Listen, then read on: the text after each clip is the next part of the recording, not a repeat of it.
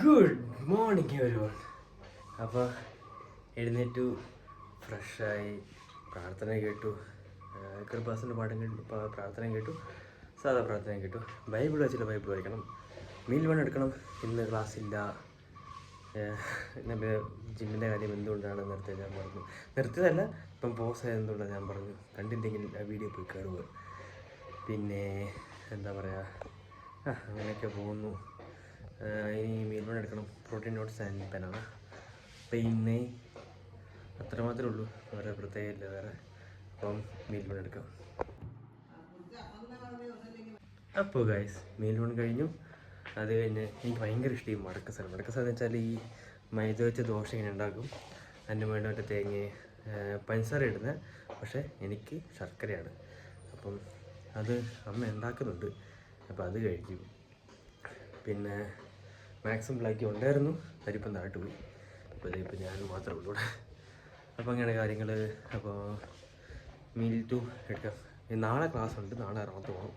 പിന്നെ റൂമിൻ്റെ കാര്യം നമ്മൾ അപ്ഡേറ്റ് ചെയ്യാം. ഞാൻ അപ്ഡേറ്റ് ചെയ്യാൻ കാരണം ഇപ്പം പെട്ടെന്ന് ചാടിക്കടി എടുക്കാൻ പറ്റില്ല, എടുത്തിട്ട് റിക്രൂട്ട് ചെയ്യാൻ പാടില്ല.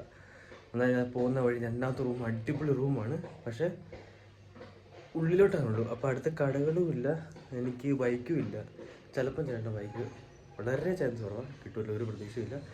കിട്ടിയ പീസ്, കിട്ടിയില്ലെങ്കിൽ അടുത്തൊരു മെട്രോ സ്റ്റേഷനോ അടുത്ത വണ്ടി കിട്ടുന്നത്, പിന്നെ അടുത്ത കടയിലുള്ളതാണ് നോക്കുന്നത്. അപ്പോൾ അതാണ് മെയിൻ എയിം.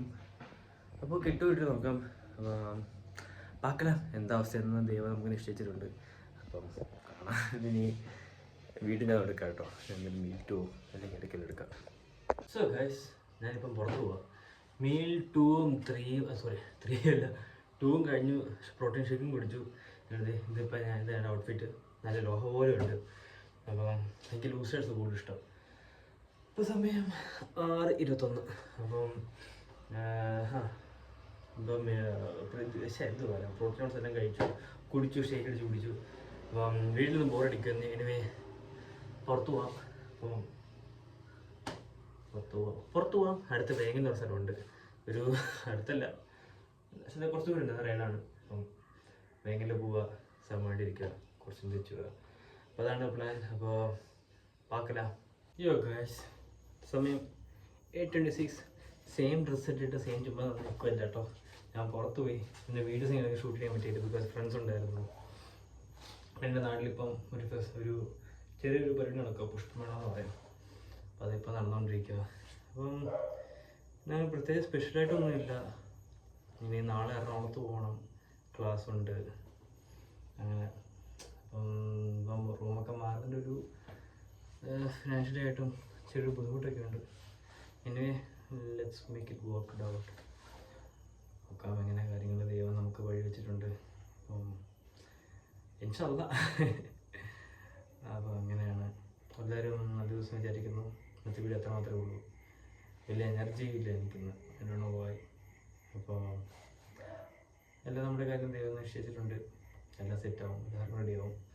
അപ്പം വർക്കൗട്ട് ചെയ്തെന്ന് വിചാരിക്കുന്നത് please let me in the comments if you worked or not. ഇനി ഞാൻ വർക്കൗട്ട് ചെയ്തില്ല, you know why. If you don't know, please check my videos why I explained it. And yeah, I wish you all a great days ahead and great weekend ahead. Have a wonderful day. Good night everyone. Take care. Bye.